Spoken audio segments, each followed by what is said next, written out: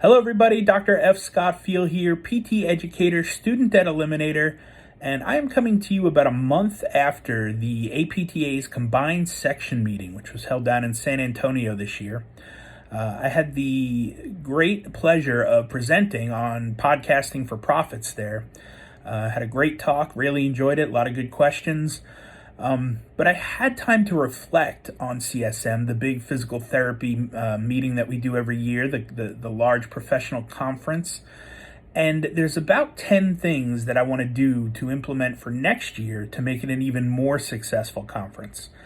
And the first thing is I'm going to bring my own coffee. I know that sounds weird, but I am going to bring a brand of coffee that I enjoy, already ground, and I'm going to bring some sort of cold coffee steeping apparatus. The lines for the coffee were ridiculous at this place. There was only 2 or 3 options to get coffee. The hotels were hit or miss. And anytime there was coffee availability, it was just lines down the hallway and around. It was absurd. So I drink it black over ice anyway, so it's not going to be that big of a deal to me. I'll just, brew it the night before and then just dump it in my new ice shaker. Shout out to Chris Gronkowski and Ice Shaker team for being a sponsor on the new Professors of Profit vlogcast. But yeah, I'll be drinking my iced coffee homemade from the hotel room, bringing my own. The next thing I want to do is, I really want to make a list of people that I must see at the conference and then prioritize getting together with them. This was a little bit of a weird conference because of COVID and then the weather. There was a cold streak that came in and people who were traveling couldn't all make it there in time. And then there were people that were in and out real quick because of the weather. It was a bit of a mess. But if there's a list of people that you really want to see, make them a priority. Make that a priority of getting in touch with them and making sure that you get to see them. Like I said, hopefully by this time next year when CSM happens in San Diego, much warmer weather, COVID will be a thing of the past. We'll be able to give everybody a hug and a high five and, see people at conferences and spend most of our time outdoors. It's supposed to be beautiful weather in San Diego all year round. So let's hope that's the case. The other thing too is I think it's easy for you to tag people in real time on social media. So you have your list that you prioritize of friends that you want to see. You'll see some people just randomly walking through the halls or at the exhibit hall or whatever. You'll bump into friends and stuff and you'll get to talk to them, and that's great. But I think if you tag people and kind of document your journey and where you're at in real time, there's a greater chance that you'll get to see more people. You have your priority list, and then you also have a list of people that it would be great to see, but you just know they're busy running around like a chicken with their head cut off, presenting left and right, and running all these committees and meetings and things. So, if you just tag them, let them know where you are, and you keep a pretty up to date journey on social media of where you're going and where you're going to be at, it'll be easier for people to find you throughout the conference. Next up, make your list and then go with the flow. And what I mean by that is, pick the topics that you really want to go see, maybe put a little star by the ones you must see, and then just kind of go with the flow. I had 2 or 3 conflicting talks every single session of every single day. And so, what I did was I just kind of picked the ones that I thought I wanted to go to. I picked the ones that I had to go to, and I got to all those except one. I kind of missed one there. But pick the ones that you want to go to, the ones that you have to go to. And then when it comes down to 2 of them, just go with the flow. Go with where your friends are going, or where, you might meet up with somebody, or, flip a coin. See which room is closer, which makes sense for the next talk. It just, the conference is so busy, you've got to be able to go with the flow. So don't get upset if you can't get to all the talks you wanted to. You just do the best you can. The next step is network. Network. And I tell my students this all the time. Your net worth is your network, right? And it's a cliche phrase, but it is that way for a reason. right? And it's the people that you know can help you accomplish things, and surrounding yourself with people who are just doing amazing things, and are trendsetters, and go-getters, and people who really have a good work ethic, and are pushing out some of the latest and greatest research, and education, and business ideas.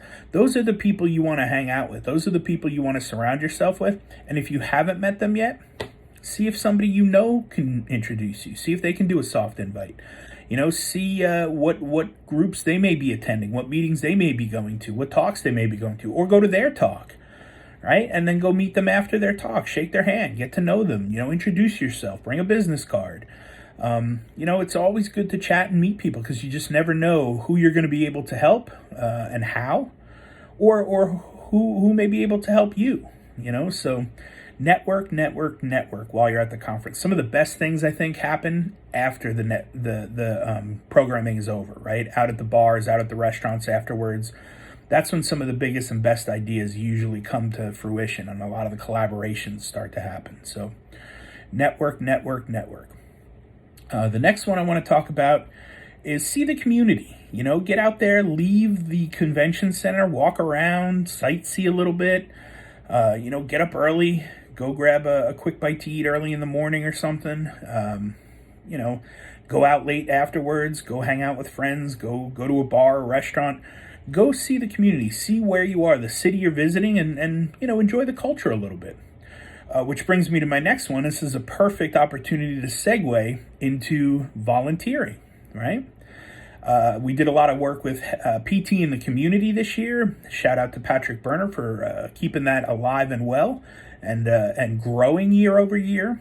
This PT in the community actually started when Patrick, myself, and Jerry Durham went out into the community when CSM was in New Orleans, and met with the locals, had some chili, had some beer, and talked about education, and the youth, and trying to get their schools more equipment, and fundraise and things like that. And now it's grown into this thing where we go out in the community every year, and we volunteer our time and our money to help leave a mark that'll hopefully last long after we're gone in that community where we just had the conference.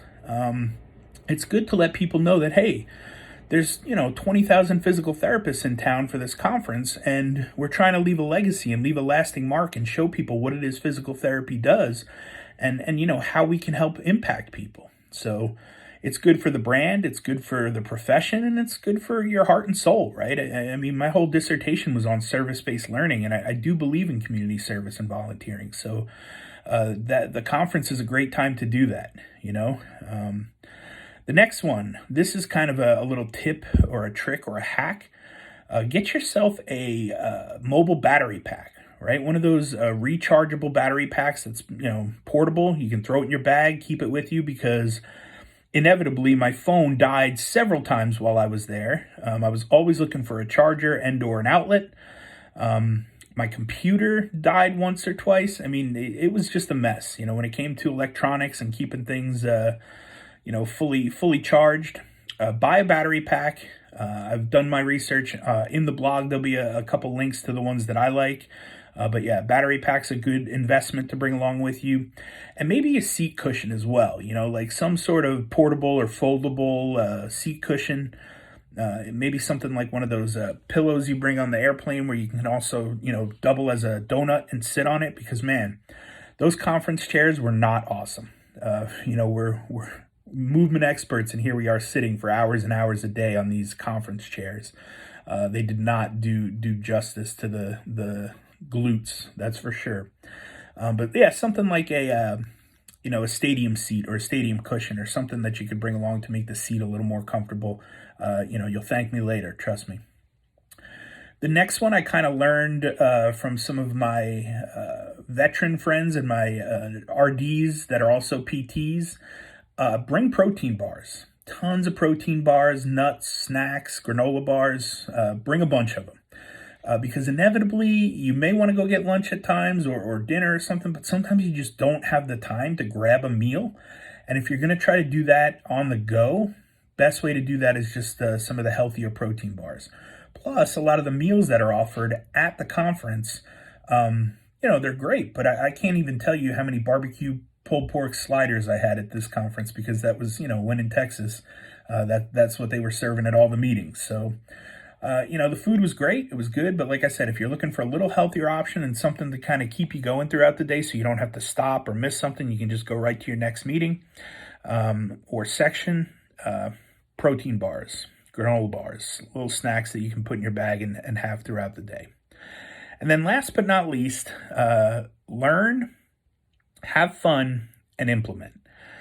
Go out there, have a good time, learn some new techniques, tips, tricks, pointers, meet some people, see what they're doing, and then figure out how you can take that and implement it in the clinic on Monday, or implement it in the classroom the next day, right? Or, implement it into your research, whatever it may be.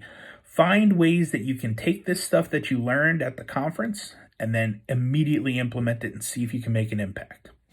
Those are my 10 tips for a successful CSM or professional conference. Doesn't have to be CSM. There's a lot of good conferences coming up this year.